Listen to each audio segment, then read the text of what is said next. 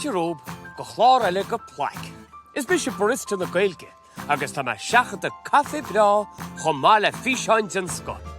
I chlár an léine, casbut le snámh farraige, ceoltóirí Ó Ciaraidh, chun má le go leor eile. A chola sibse gur áit mhá íon cládach le bheith dío cafe, se? Is áit mhá íon cládach le bheith dío cafe. A chola si bhín difriocht idir a dá abairte sin? Well, cabhrá an fiseáin se lib chun scill amhaint as a gcaint indíreach agus an gcaint indíreach.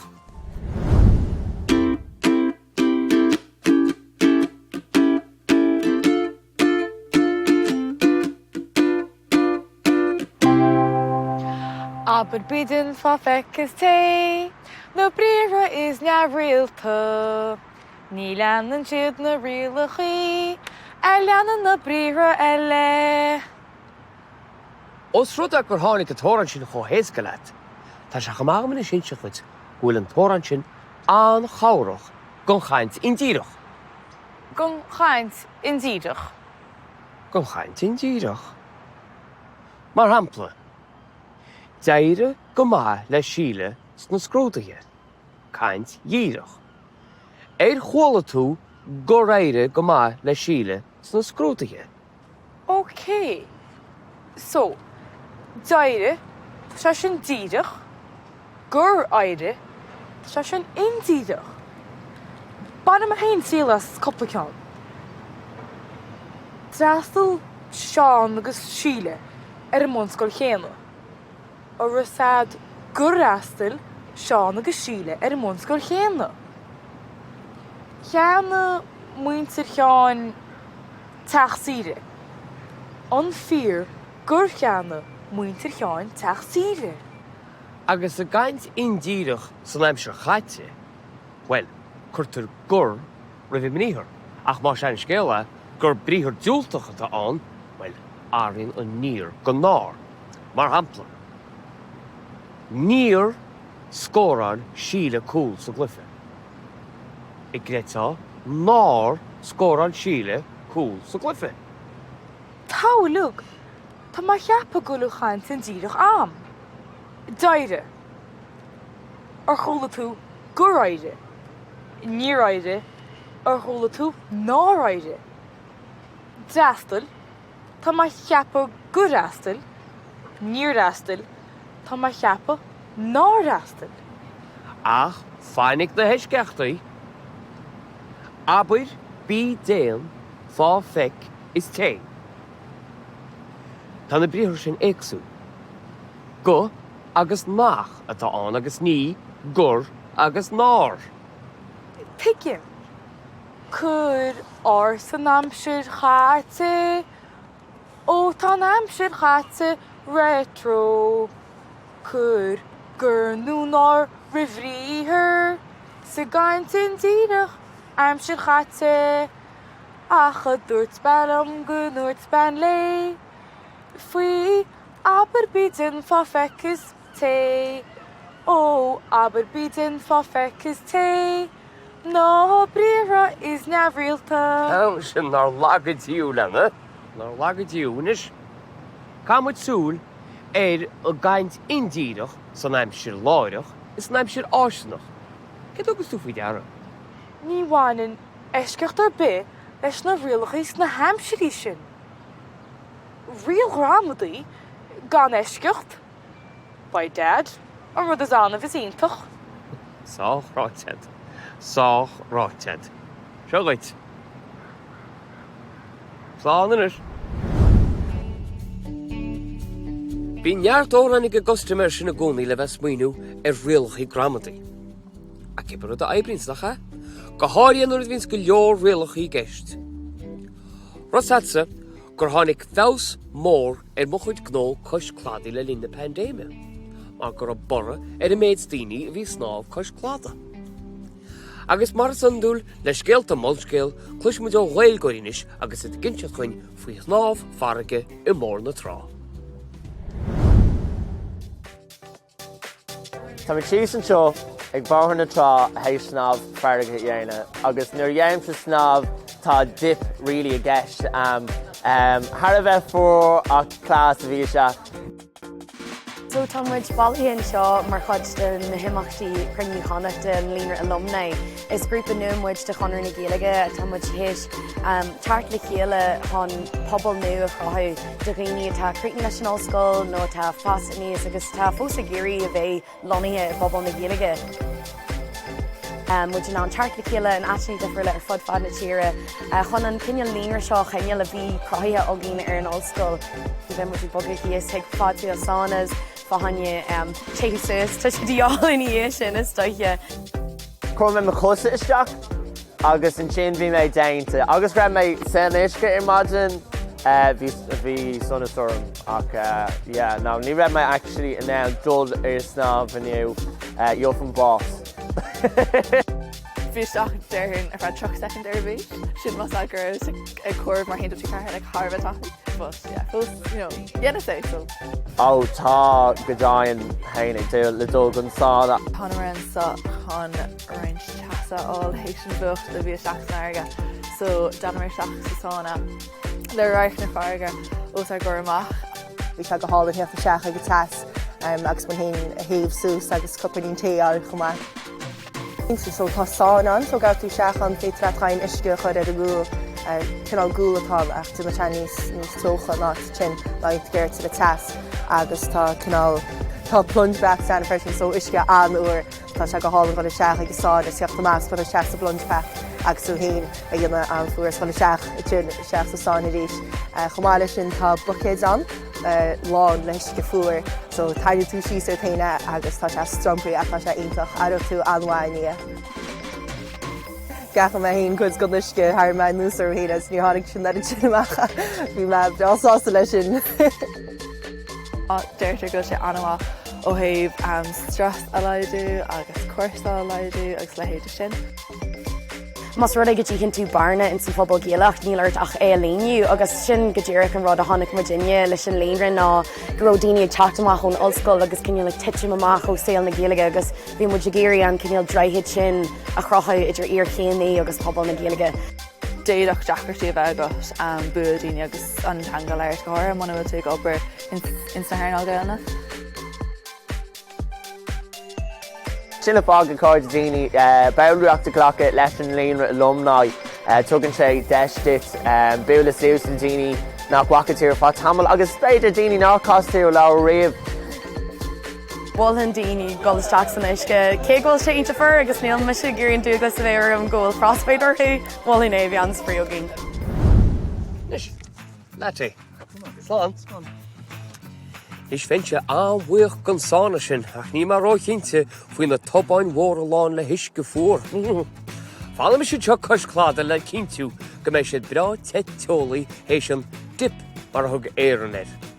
Am téanis má go muid god bis fógrachta bheith ein, ach náidir na go dearmar bhfuil na míranna seo ar fád le fáil ar thiomh gréasáin fólam TG Ceir. Feice me faoicheáil há vandership. Slán damarín.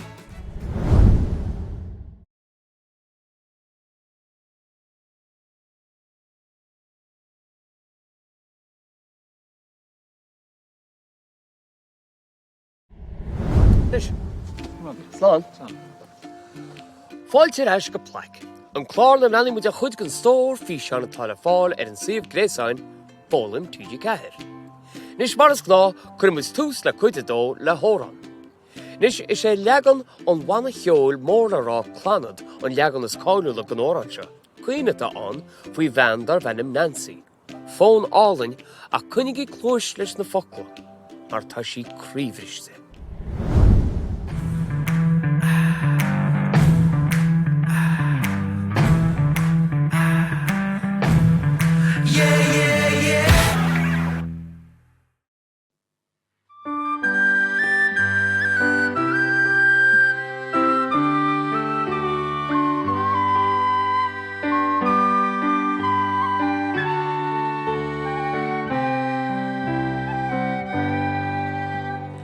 A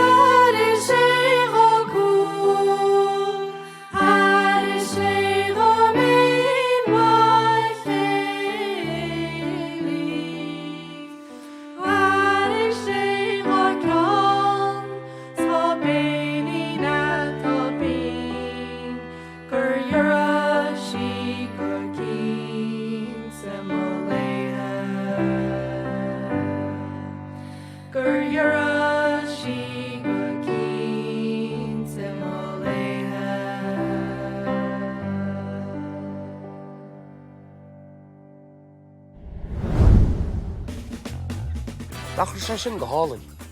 Ceol tuairisc as coisearige, nach chéirtá ceolmhar. Haine na bhairíní go mórlam. Siarlín inis go hiris frital go gasmuid le Colm Bó an bleachtere ildánach sin, agus tá sé i tnú go mór le cuairteóirt ar gaiir. Tá circus i tíoch go dtíon chair, agus tá scetimíní ar. Gromad.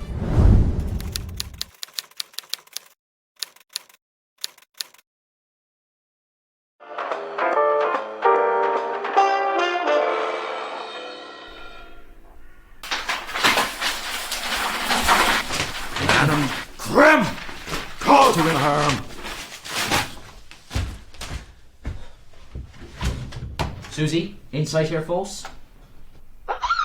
Fake or Reese, Susie, fake or Reese. Tom Fane agus what children knows Holmes agus Watson, Cagney agus Lacey, Cornflakes agus Banya. Tá sa go manis chuna sa bhreamla gúna sa chásin. Bhí sé chó trína chéile trauma mór na héal ná gur bhís a gan ag teachnú gomachta bhí sé.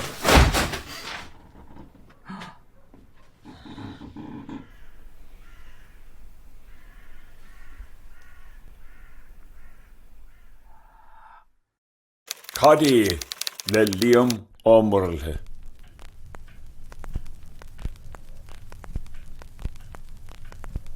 Táim má theamhra go seomra fód an tí ag lorg rud éigin.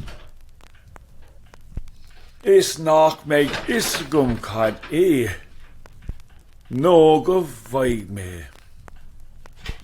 Ní hé an stán a ráine, an plúr garmh daun, ná an plúr mín bán. Cé go dógam amachid, is go grimsa bheithid, is go ninim builína bhain.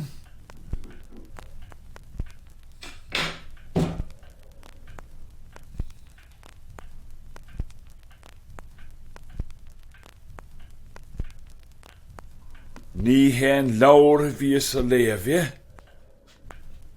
más bún mo chuine, is a legus uim. Cé go seasamh ag na shelfanna, is go bhéacham tríthe.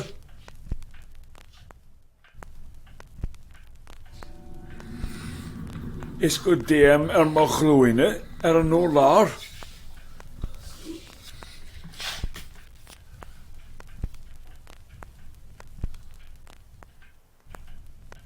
Ní hen ochra bhíú mi, ní rás ag dul amach.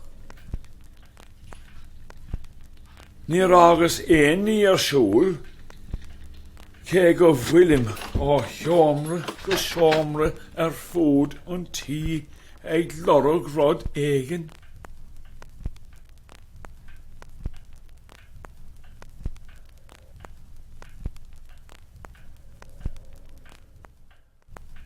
Is nach faici, is go bhfuilim ag déanamh bráin chiúin. Benny's bú an Colm Bó machan seo, sé sin má irin sé ón circus. Ón Filíocht go dtí an iriseoireacht inis. Agus tá Micheál Ó Ciaraidh a bóla leis an iriseoir Donncha Ó Murchú. Agus an bheirt sí coisclada i PLAIC cuasaí iriseoireachta. Fáin go gluisisib, cé cho simúil is atá an postatá ag Donncha I títí ceithir. Agus cé go ras blá clia fáin go gluisisib a chanúnt.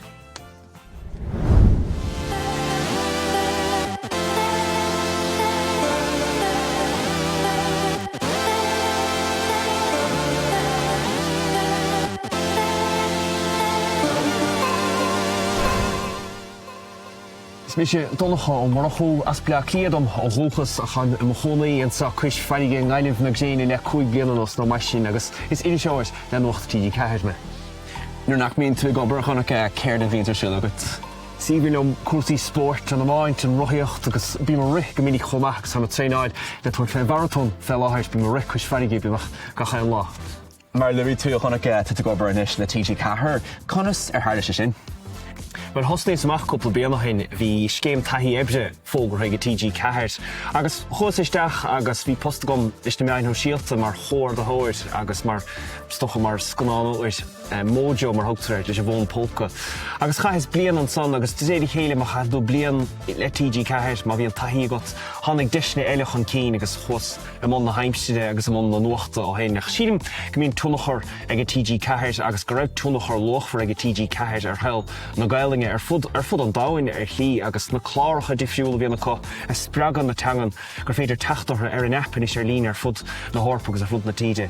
Tegan fásta chuna gur haidú go leir ama th leir ag taistil agus leis an sport agus riile. Inis dom faoi dá eispris leis an teanga mar sin.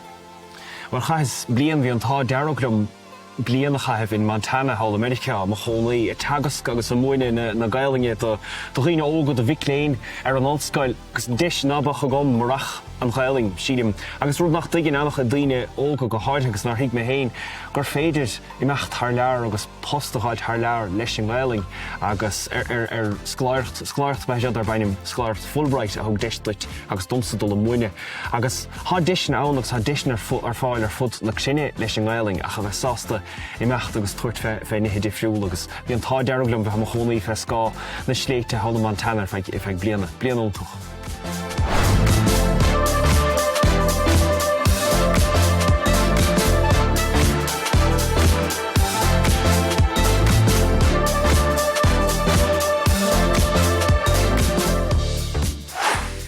Mar dúirsú linne níos luúthe a tháinig te gobar mar irisisiúnis de TG ceathair. Tá sogan go tú thar a bheith gnóthach agus te simar lei agus te a gursaí pálaíochta. Inis níos mófi sin. Well sílim hasasta gom a gcónaí bheith mar idir seoir agus fís díú ar ní seoireacht mar spreochastócha ach bhreas go se an háach go gcónaí bheith ar nólas bheith chósaí rathe agus chu títeach ní gur sanolaí me lechar ach bhís anna chóramach go gcónaí bheith a léamh agus bheith súisteach ólas Chairgus mé scoil bheith léamh na nuachtáin agus bheith fiochan ar nuacht tránóna. Sin go se anna háach bun tuiscin bheith got ar cheil na políochta sa tíd agus th lear chomá agus go háirgus na seoireacht mar déanamh scéal brise agus gafa tuairt féin scéal chachan an tólas an cúlar bheith got le tuairt féin scéal. Mar sin bím léamh na nuachtáin bím finnecht ar nólas bím fiochan ar nuacht agus dírig stocha níos má ólas thuaisteach fan políochta gcónaí. Is léir fásta go san agad sé gursaí idirnáisiúnta a tháinig Micheál an fóstatá agad sé. Inis níos mófi sin. Well so ha se hácht bheit ar nólas feach forsaí festan ha títeach san sórapach mar haploch nic mar tús na bliana nó inirig breis blianahain vision cogamach sa Ucrain agus tháinig an tetas orpach feh rúd amtan san an tícháine a chiimead. Mar sin le vision cuadon hitin cuasaí mór a mar sin nó tobistí nádútha áhór a mar sin amach sanna an sórapach agus ar fud an dain ar nó ha sé táchtach sin bheith ar nólas fe cad he títeach agus íireachta dhéanamh socha ó hebh an ananta seorpaig do, tá síl an tícháin i chiimead agus caithfar bheith ar nólas mar idir seoir agus bheith ábalta gachtaibh den scéala a bheas chun Abraham. Is dotha go bhfuil cearta daine go mórhór i mé an phobal go hairí im léine agus a lethar na huaire agus a míonn sé Jackar orsa mar iriseoir chuirsaí mar sin a chlúdaach mar chuir sin obairtá agat. Bíon ar lí bhéin se an hóca le bheith spéisiir lethe gom gúsaí difriúla mar rimpel an dain ag sílim bhfuil cearta daile ásáú ar fud a dain chuma agus cafa bheith ar nólas fé sin mar éis seoir tá tíortha áirthe sa bhean ar tíortha san Africa agus sa tí ó dain ar fud a dain ar lí lis go a bhfuil socha cearta daile ásáú iontu agus go bhfuil cearta daile dúltar na daine agus sin go sé tácht bheith ar nólas fé sin mar í seoir ha sé mar thugus go bheith catú bheith nódrach ach mai sin héin catú bheith seaamh ar son an chiirte stocha agus a seaamh ar son an líine ha hias lena good cearta dain agus nafin na cearta dain na ceartá dúirt dóibhar fud an dain. Mar sin is gá bheith nódach ach gan am ceanna catú chlóséisteachta dúirt dos na daine ha stocha ináit lena fingine. Chnig mar stochaibh na dobistí ná dúrtha mlíana agus an crit talún mísneach san héiteach sa teisce agus sa tirie agus síling gur léidir an opair charnacht a héiteach an íosan an takeíocht a léideach ar fud an dain ar hí agus cum na cruiste déige mar hapla chuig isteach agus thug takeíocht dus na daine déanach scris ar mailte ar nó maríoch na míte ar nó chumá. Sína go se gur léidig an soch an takeíocht san gur pobl an dain agus pobl net seorpaigh sásta takeúla le daoine dagaid héanagus stocha ar hit tobaiste alhharmach ina gailtar agus ina dír féin. Dúrgé. Current inú ar magónaí chonig an orpnasa artsa agus an chaúin bhrá cíirigata agat. Agus as bailile clíothú chuthus. So conas céir háin sin. Tá rugus tócha le clíime a cha gailing na móna ag maithir agus ag mháthir mar sin chaach. Ma hismóí an chudáama gur cochéine agus sa fálam na gailing an sanna gur cochéine mar sin tugach gailing chur cochéine go ble clíirtí agus tógach singe me héananis fríórla agus gailing for cochéine in ar dímpó mar sin. Anna hím go drógams an anúint na móna agus chaint anna chuid am ó jas an chuid cáde gom ó chorcochéine so chiaí chumá mar sin hé amachstoch gur a gailing chorcochéine gom bíon daine a fírídím ó socha gcónaí cá bhhuirsaí ach ó mhís beí stoppa. Cé cheapacha go mbeadh daoine a fólam Gaeilge háil in Montana, America. Simú. Is breanam clúiseáil ghfuil an meirid sin deisnaí an go phobal na Gaeilge ar fud an domhain. Más bíonn le bheannacht ar éidir se bhálainn, is féidir le bsúla chair a bhí seán sin a ríist ar thaobh gréasáin fólam TG Ceathair, chun mar le gach mír eile tá sa stór staid éirein. Féidir sib muid a leannacht ina meán hóisialta chumá, tá muid ar X, Insta agus TikTok faoin einam fólam TG Ceathair. Gaeilge web is leannach muid. Well, sinna bhfuil weimse an agrán seo go PLAIC. Go dtí go gastar ar a chéad a rísmuid, chuinnig í orí placa ólais le fólam TG Ceathair. Slán go fóil.